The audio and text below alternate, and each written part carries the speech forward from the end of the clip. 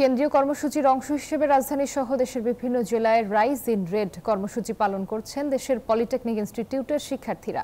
শনিবার বেলা 11:30 থেকে দুপুর 1টা পর্যন্ত এই কর্মসূচি পালিত হয়। শিক্ষার্থীরা বলেন 6 দফা দাবি আদায়ে ধারাবাহিক কর্মসূচির অংশ হিসেবে তাদের এই কর্মসূচি। দাবি আদায় না হওয়া পর্যন্ত আন্দোলন অব্যাহত রাখার ঘোষণাও দেন তারা। কয়েকদিন ধরে বিভিন্ন কর্মসূচি পালন করছেন কারিগরি শিক্ষা প্রতিষ্ঠানগুলোর শিক্ষার্থীরা। বান্ডেল থাকলে প্রতি সেনমানিতে টাকা বাঁচবে। বিকাশ সেনমানি বান্ডেল কিনে জিতুন প্রতি লেনদেনে।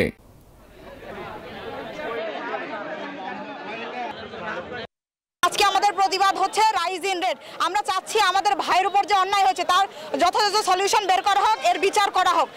বৃহস্পতিবারে বসেছিলাম, শিক্ষক আসার কথা ছিল সেখানে শিক্ষক দোষটা আসে নাই। সেক্ষেত্রে আমরা প্রতারণার শিকার হয়েছি।